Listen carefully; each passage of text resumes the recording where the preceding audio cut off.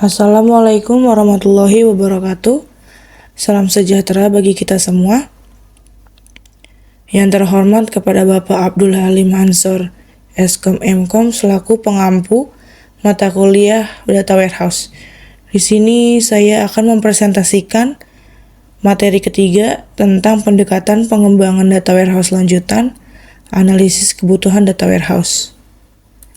Di slide pertama ada konstruksi data warehouse. Konstruksi data warehouse dimulai dengan instalasi perangkat keras dan perangkat lunak. Kemudian database data warehouse dibuat menggunakan perintah DDL dari model data fisik. Setelah semua sumber data dan database data warehouse terhubung ke alat ETL, proses pembuatan job ETL dilakukan untuk mengubah dan memindahkan data yang dibutuhkan dari sumber data ke database data warehouse. Di slide selanjutnya ada hal yang perlu diperhatikan sebelum menerapkan physical data model atau data model fisik. Yang pertama ada database partition group. Yang kedua ada buffer pool and table space. Yang ketiga ada tables. Yang keempat ada index. Yang kelima ada range partition table. Yang keenam ada multidimensional clustering atau MDC, dan yang terakhir ada materialist query tables.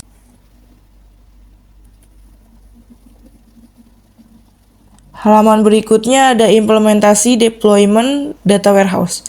Setelah konstruksi data warehouse, langkah berikutnya adalah mengimplementasikannya kepada organisasi atau perusahaan. Tahap deployment melibatkan load data, pertama ke database DW atau data warehouse, pembuatan tampilan dashboard, pelatihan penggunaan sistem data warehouse, serta menyediakan fitur backup, recovery, dan keamanan. Berikutnya ada pemeliharaan data warehouse. Fase ini melibatkan monitoring sistem data warehouse, penyesuaian kinerja basis data secara terus-menerus, dukungan pengguna jika dibutuhkan, dan pengelolaan sistem data warehouse. Biasanya Departemen TI perusahaan mengambil alih pemeliharaan ini setelah kontrak selesai. Selanjutnya ada analisis kebutuhan data warehouse. Di sini ada dua kebutuhan data warehouse, yaitu granularity dan data multidimensi. Granularity sendiri yaitu ringkasan dari data dalam data warehouse.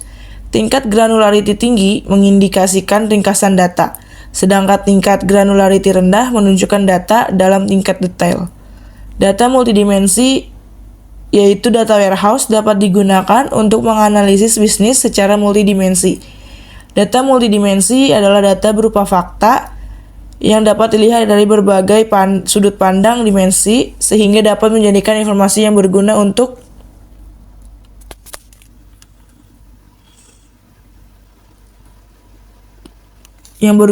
bisnis. Data warehouse memiliki dua jenis data, yaitu fakta dan dimensi. Fakta sendiri adalah ukuran dari peristiwa seperti penjualan dan berupa angka. Fakta adalah data terukur seperti kuantitas, harga, dan nilai rata-rata. Biasanya memiliki tipe data numerik di data warehouse. Yang kedua ada dimensi. Dimensi adalah kategori yang mengidentifikasikan fakta seperti tanggal, lokasi, dan produk dengan level atau hierarki yang sesuai kebutuhan analisis data warehouse. Kemudian ada 4 langkah definisi kebutuhan data warehouse.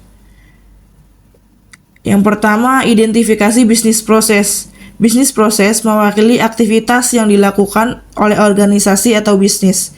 Bisnis proses biasanya dinyatakan dalam bentuk kata kerja aktif, seperti proses bisnis pemesanan, pembayaran, pengiriman, serta pengembalian barang.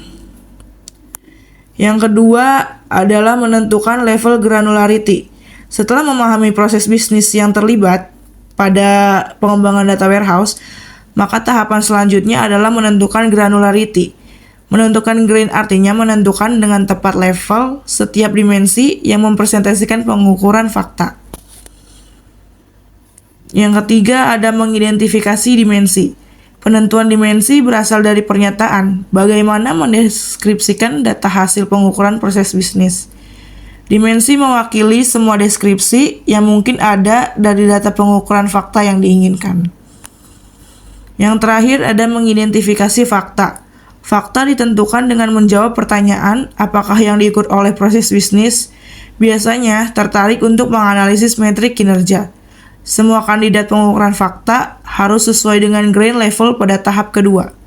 Fakta biasanya berbentuk angka yang mungkin dilakukan operasi penjumlahan. Karena kedua pengukuran fakta ini memiliki dimensi yang sama, maka dapat dijadikan dalam satu tabel fakta pada desain data warehouse. Sekian presentasi dari saya, kurang lebihnya mohon maaf. Wassalamualaikum warahmatullahi wabarakatuh.